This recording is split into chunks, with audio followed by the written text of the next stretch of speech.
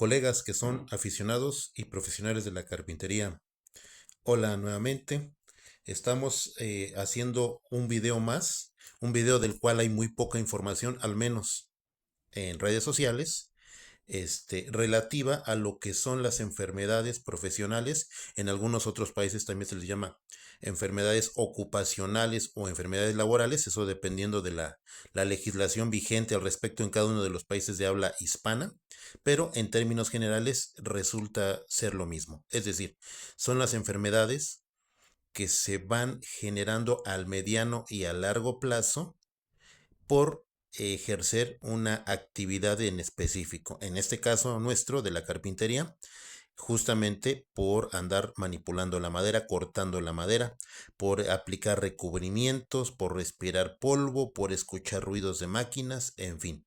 Entonces, este video responde básicamente a tres preguntas que me han hecho a lo largo de ya varios días. La primera fue el año pasado, cuando saqué yo un video relativo a los riesgos de a la salud por el polvo. Particularmente hizo un poquito de ruido el hecho de que el polvo de haya, el haya europea, que su nombre científico es Fagus sylvatica, y el polvo del roble y de algunos encinos, ya estaba en la categoría de A1 en la Organización Mundial de la Salud.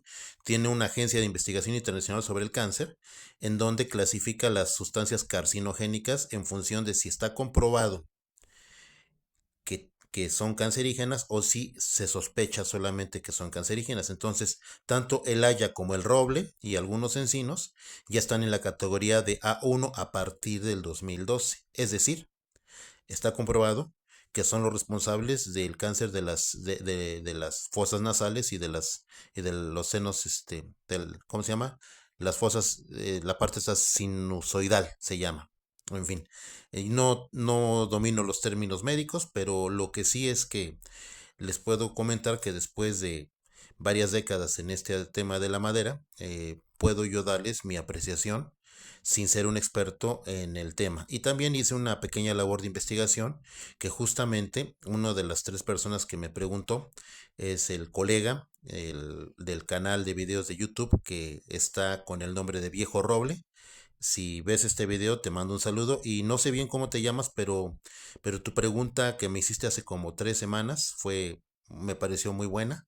Me comentabas que quieres, dedicarte toda tu vida al asunto de la carpintería. Entonces, ¿cuáles son las medidas preventivas que deberías considerar relevantes para evitar algunos de los problemas más comunes que los carpinteros tienen cuando llega la edad de los 50, 60 o 70 años de edad, que son bastante comunes? Entonces vamos a ver, es el título de este video justamente: enfermedades profesionales y riesgos para la salud en el trabajo con la madera. Entonces primero vamos a identificar los riesgos por el tipo de madera, o sea, por la madera, ya sea el tipo de madera, ¿verdad? El tamaño de las partículas y los contaminantes que sean inherentes a la madera. Es decir, muchas veces el duramen de las maderas, que es la parte del centro, la parte ya leñosa y madura de los árboles viejos, tienen una serie de químicos, tienen todo un cóctel químico que cada especie diferente tiene su receta, vamos a decirlo así, en donde hay fenoles, polioles, lignina, taninos, ácido tánico, en fin, son un montón de sustancias distintas, ¿verdad? Cada especie tiene su cóctel favorito, vamos a decir, que funcionan regularmente como defensa natural para que los animalitos que comen madera, es decir, los animales o los insectos gilófagos, no se coman esa parte de la madera, ¿verdad? Normalmente es el duramen el que resiste en muchas especies al ataque de los insectos que comen madera. Entonces ahí es donde pongo los contaminantes inherentes. Me refiero a esas sustancias que son los contaminantes químicos, y eventualmente también las maderas tienen contaminantes biológicos, particularmente esporas de hongos, que también resultan ser importantes por vía respiratoria a largo plazo. Sobre todo en zonas como donde estamos aquí en el centro de Veracruz y en zonas boscosas, en donde hay ciertos niveles de humedad que inherentemente la madera va a implicar grandes cantidades de esporas de hongos. Bueno, entonces eso por un lado. Ahora, por el otro lado, tiene que ver los riesgos en el manejo de la madera.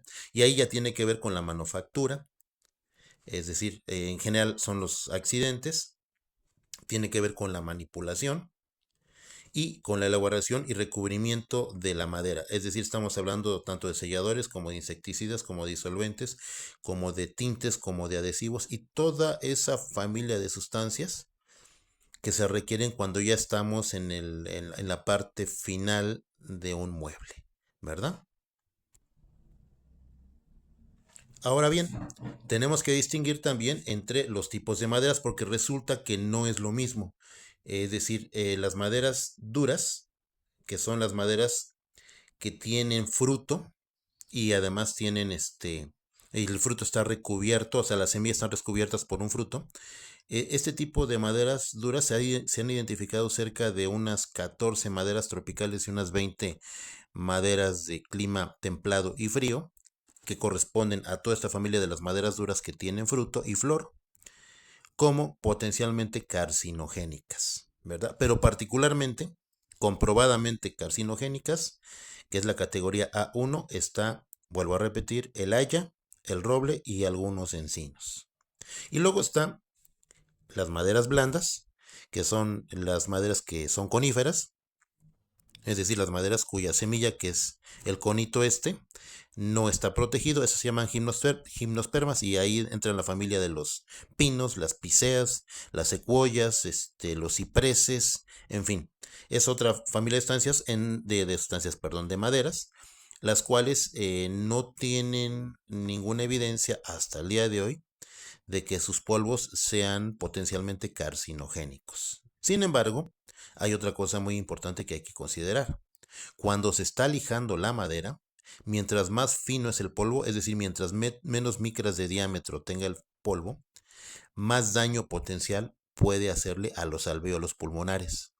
Es decir, los puede ir tapando paulatinamente y puede ir disminuyendo la función pulmonar, generándose con el tiempo y después a lo largo de varios años un problema serio, bastante serio, que se le conoce como fibrosis pulmonar.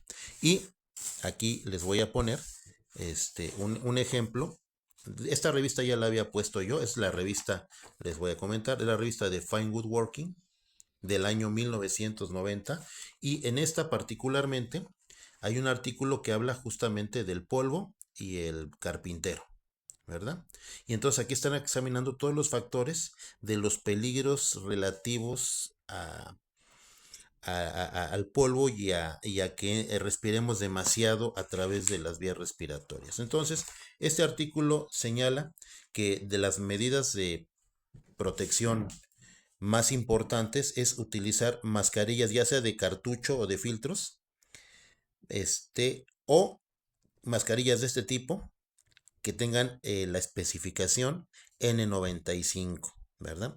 En donde la especificación N95 hace que el 95% de las partículas mayores a 5 micras de diámetro sean filtradas. Entonces, aquí los cubrebocas tipo hospitalarios no funcionan. Ahí sí yo sugiero mascarillas de este tipo. Las de mejor calidad son las de la marca 3M, pero no son las únicas. Hay otras marcas que también eh, hacen, mascarillas, fabrican mascarillas y las venden con especificación N95. Hay algunas como esta que no tienen válvula de salida. Esta tiene válvula de salida, ¿verdad? Lo cual permite expirar mucho más rápido. Sobre todo, este es importante para no sofocarse cuando uno está haciendo un trabajo físico arduo en donde uno empieza a sudar, ¿verdad? Y entonces uno, además de que puede llevar lentes o no llevarlos, requiere sacar un volumen de aire bastante rápido. Es por eso que las mascarillas con válvula de expiración son más eficientes que estas. Esto es para cuando uno está respirando polvo de manera tranquila, ¿verdad? Y aquí está esta no tiene especificación en 95. Yo no sugiero mucho estas, pero de algo a nada, o sea, si no tienes mascarilla, por lo menos una de este tipo que son las más económicas. Al día de hoy andan como por unos 10 pesos, 10, 15 pesos, que es el equivalente a unos 75 centavos de dólar americano, más o menos, ¿verdad? Y sin pretender leer lo que tiene que ver con la revista, pero en la siguiente página, yo ya lo revisé, ya lo leí, habla justamente de que la parte, esto es un esquema de los alvéolos de los pulmones, estos alvéolos se encuentran, aquí hay un esquema de los pulmones, este, se encuentran, estos reciben y generan el intercambio de gases de oxígeno con el CO2, ¿verdad? Pero si son taponeados por el polvo de madera, van generando una deficiencia en el intercambio gaseoso.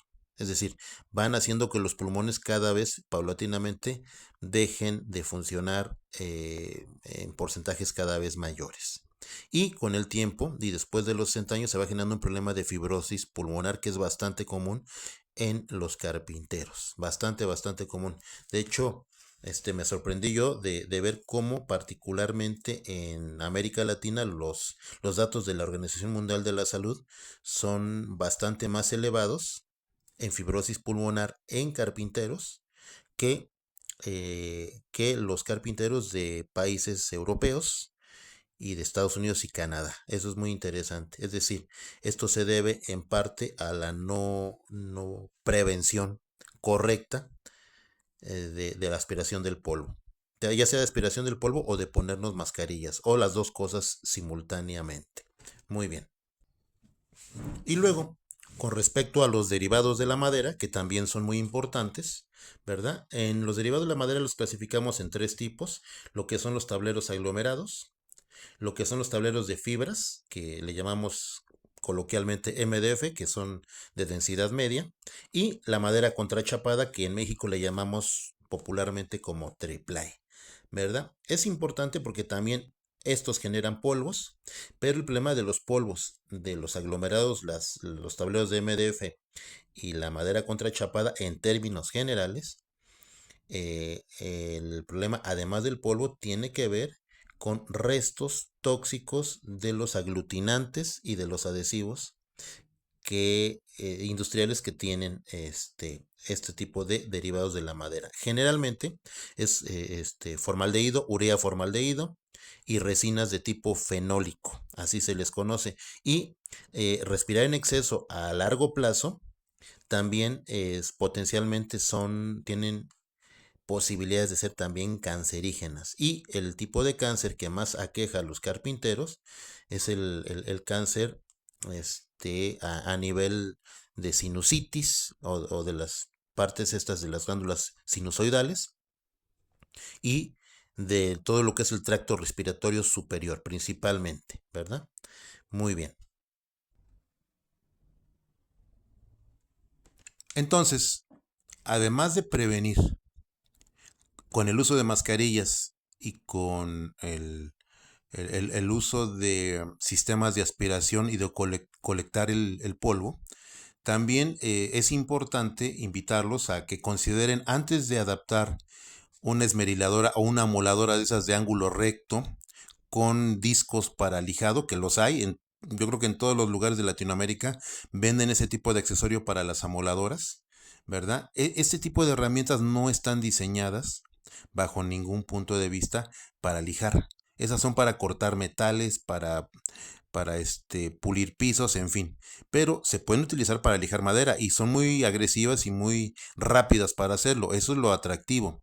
Sin embargo, generan demasiado polvo. Vamos a ver aquí un video, el video del colega Francisco de su canal de Berbers, Creaciones, Carpintería y Creaciones Berbers. Eso es lo que yo no sugiero. Es decir, es importante que lo consideren. Voy a ponerle play al video para que vean toda la cantidad de polvo que está agregando al aire. Eso en 15 minutos el taller, sobre todo si es un taller chico, se vuelve completamente irrespirable. Vean la cantidad de polvo. Claro, Francisco, el colega Francisco, hoy tiene un cubrebocas, ¿verdad? No sé si sea en especificación N95, pero de todos modos alguna parte de partículas finas seguramente se va a ir colando. Vamos a darle pausa aquí al video. Esto solamente es para señalar que este tipo de herramienta no está diseñada para lijar. Se puede lijar con ella, pero no está diseñada. Entonces, mi sugerencia es, si pueden evitarla o si pueden sustituirla con una lijadora como estas, con su colector de polvo y con las lijas que son para extraer, o las lijas que tienen agujeros previos para extraer el polvo, es mucho, mucho mejor.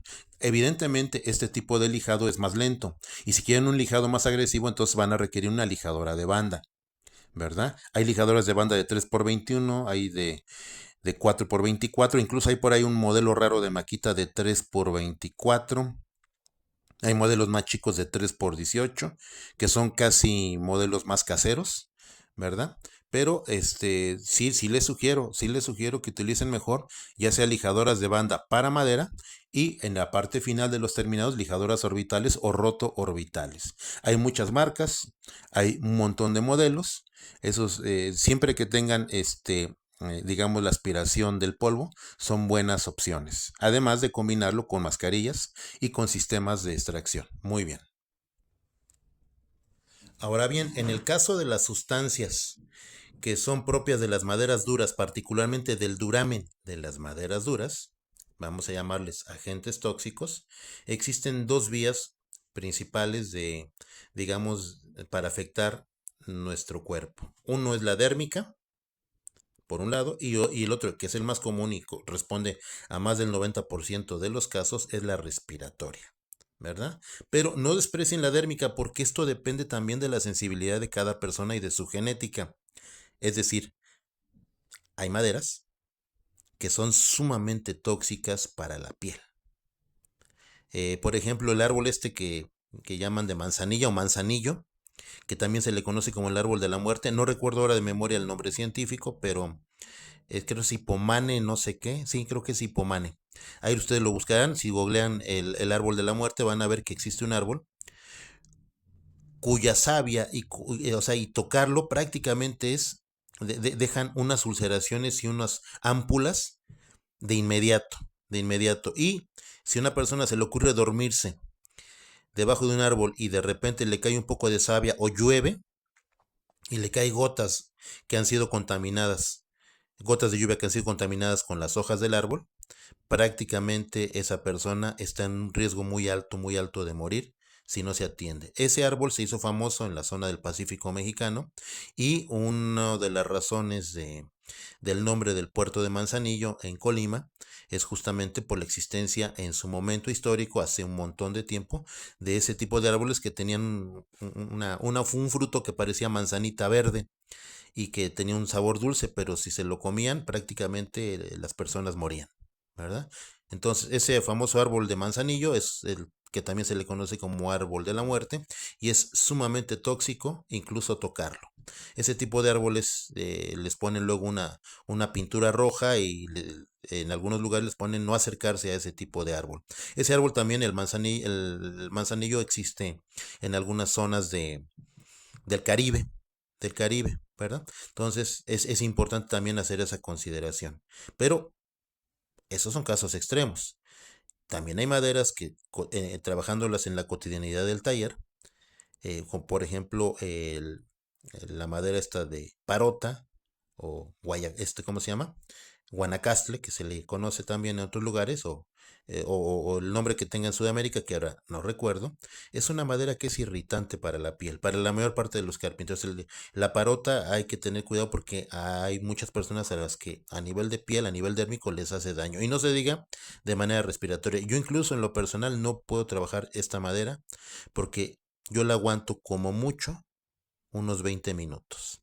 Y después me hace tremendo daño el polvo de la parota, ¿verdad? Aún teniendo mascarilla. Es decir, hay ciertas sustancias que se filtran de la parota que me hacen tremendo daño y no las puedo filtrar ni con los mejores filtros tipo EPA. Entonces, de plano yo no trabajo la parota. A mí me hace mucho, mucho daño. Pero hay gente que la trabaja y la aguanta un poquito, ¿verdad? Entonces, esa y otras maderas tienen potencialmente capacidad de hacer daño dérmico a muchos de nosotros. Muy bien. Y finalmente, no quiero pasar inadvertido el hecho de los problemas físicos de largo plazo que nos ocurren a nosotros los carpinteros y que yo ya he visto y en mi persona también he experimentado. Bueno, y estoy experimentando. Son de tres tipos. Los problemas musculoesqueléticos, y aquí tenemos que agrupar a todo lo que tiene que ver con lumbagias, todo lo que tiene que ver con problemas, por ejemplo, del túnel carpiano, en el caso cuando se maneja mucho se hace repetición muchas veces de una sola actividad, ¿verdad? Con las manos, como por ejemplo el cepillado o el lijado a mano, ¿verdad? Con el tiempo también se va generando una pérdida de visión, particularmente cuando se trabaja con los años en condiciones de poca luz, o sea, de poca iluminación en el taller. Es muy común que los talleres de carpintería no hagan énfasis en que el taller tiene que estar bien iluminado y que no tenga muchas sombras a la hora de estar trabajando. Particularmente esto es importante cuando se barniza. Cuando se barniza es importantísimo tener luz, fuentes de luz de varios ángulos distintos en el taller, ¿verdad? Y es muy frecuente que el carpintero trabaje en condiciones de poca iluminación. Eso genera un problema de visión a largo plazo. Y luego finalmente la hipoacusia. La hipoacusia es la sordera permanente que después de los 50 años de edad vamos adquiriendo todos los carpinteros debido a años, años y años, es decir, miles de horas de estar trabajando con motores, eh, motores universales, que son los que tienen carbones, y motores de inducción, que son los que generalmente tienen las sierras de mesa y algunas herramientas estacionarias tienen motores de inducción. De hecho, los motores de inducción en sí mismos no son tan ruidosos porque no son de carbones. El problema del ruido se genera, y ruidos muy muy agudos, en el momento en el que la máquina hace contacto con la madera, ya sea para fresarla, para cortarla, para lijarla, para lo que ustedes gusten, ¿verdad? Entonces es ahí donde se generan ruidos muy intensos, de decibeles por arriba de los 95 decibeles, y también de frecuencias muy elevadas. Es decir, el router, cuando corta la madera a velocidades de 30.000 revoluciones por minuto, genera un ruido eh, alto y de una frecuencia también muy elevada. Y ese ruido a largo plazo va generando pérdida del oído, pérdida de la sensibilidad auditiva. Entonces, yo les sugiero siempre que utilicen en todo momento cuando van a manejar máquinas, aunque sea por unos segundos, que se pongan protectores auditivos o lo que llamamos en México orejeras, ¿verdad? Y las de más calidad son también, evidentemente, de la marca 3M, que se las utilizan los empleados de los aeropuertos que están a nivel de, de de pista de aterrizaje, haciendo señales, o los que están manejando los carritos de los equipajes y todo eso, tienen que utilizar protectores auditivos o sea, de la mayor calidad posible. Y en las tiendas de ferretería venden protectores auditivos que puede ser que no sean tan buenos, pero terminan por funcionar bastante más que si no se tuviesen. Y también existen unos taponcitos de goma o de hule que se ponen con unos hilitos que también funcionan, aunque yo sugiero más las orejeras, evidentemente, ¿verdad? Y en el caso de los problemas musculoesqueléticos es muy común que seamos los carpinteros sumamente temerarios a la hora de instalar puertas, sobre todo puertas pesadas, muebles macizos de madera sólida, donde algo ya pese por arriba de los 40 kilos. Hay que utilizar faja lumbar y hay que hacerlo entre dos o tres personas. De repente podremos parecer un poco como delicados, pero no es cierto. Yo soy muy aficionado a las puertas y actualmente ya no las hago, sobre todo las puertas de exterior, porque son puertas que son de 150 kilos, 200 kilogramos, porque yo tengo dos hernias discales que me aparecieron en el 2017. Estuve internado 2 semanas, me estuvieron a punto de operarme de la columna. Al final de cuentas, el traumatólogo y el ortopedista decidieron aplazar la operación o hacerla a un lado para que me fuera de rehabilitación, y de alguna manera me he rehabilitado, pero las hernias no van a desaparecer, ahí están. Entonces tengo que ser muy cuidadoso con cargar pesado y sobre todo inclinándome hacia adelante. Eso no lo puedo ni lo debo hacer. Esa es la razón por la que difícilmente ustedes van a ver que yo haga puertas en el taller. Eso ya no lo puedo compartir. Las que hice, las cientos de puertas que hice hace décadas, ahí se quedaron. De algunas tendré algún registro lejano, de algunas ya nada, ¿verdad? Soy nuevo en las redes sociales. Entonces, les puedo decir, les puedo aconsejar que lo que tiene que ser con cargar pesado ni lo hagan solos y siempre utilizar faja lumbar, que ese es uno de los principales problemas que aqueja a los carpinteros, ¿verdad? Y para la pérdida de visión, yo sugiero siempre una buena iluminación y también, evidentemente, trabajar con gogles o protección incluso de lentes, ¿verdad? Esa es mi sugerencia. Entonces, siempre las medidas de prevención son fundamentales para todos los carpinteros desde que empezamos esto. Es la única manera en la que a largo plazo podríamos nosotros tener cierta calidad de vida cuando pasamos los 50 años de edad y seguimos trabajando la madera, ¿verdad? Y no tener problemas de fibrosis pulmonar, problemas musculoesqueléticos, problemas de, de algún tipo de cáncer de vías respiratorias superiores, en fin. Eso es lo que más aqueja. Ahora, ustedes se pueden preguntar de dónde he sacado yo toda esta información. Toda esta información está disponible en las redes, sobre todo la información que hay más actual está en inglés. Y yo bajé este libro, les voy a enseñar aquí. Vamos a ver, que no se tape. Aquí en la computadora tengo el PDF de un libro que se editó en la década de los 90, particularmente en el año 95, ¿verdad? Aquí está.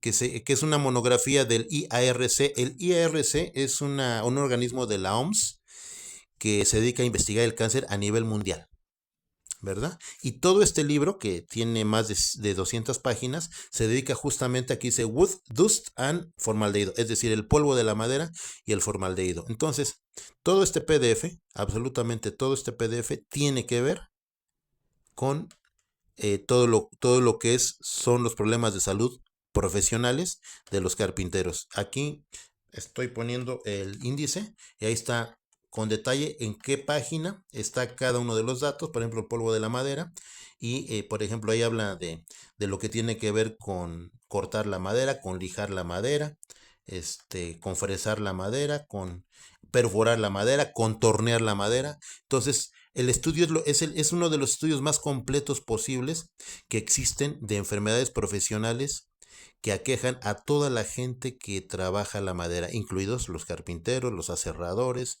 en fin, ¿verdad? Y este video va dedicado para el colega del canal de videos de YouTube Viejo Roble, que ahí me dirás más adelante tu nombre. Yo no tengo el gusto todavía de saberlo, pero está muy bien. Me gustó que me hayas hecho esa pregunta y ya debía yo este video, porque es importante que al mediano y a largo plazo todos podamos seguir trabajando en la madera, ¿verdad? Sin tener esos problemas de salud que se les conoce como enfermedades ocupacionales, profesionales o laborales. Muy bien, amigos, pues por el momento es todo. En este video no toqué el tema de los accidentes, porque el tema de los accidentes, además de que está de ese hay demasiada información en internet y también en las redes sociales, ¿verdad? El tema de las enfermedades laborales, específicamente de carpinteros, casi no se conoce, por lo menos en español. Y esa es una de las razones por las que dedico este video, y porque fueron tres personas, perdón, que me preguntaron acerca de este tema. Yo ya llevo cerca de este año estoy cumpliendo las 50,000 horas vinculado a la madera y tengo alguna experiencia en este sentido, ¿verdad? Y he visto colegas con cáncer y he visto colegas con fibrosis pulmonar, ¿verdad? Entonces, considérenlo, es un problema serio de salud que solamente se ve cuando uno ya está en el quinto o en el sexto piso. Por el momento es todo, amigos. Chao.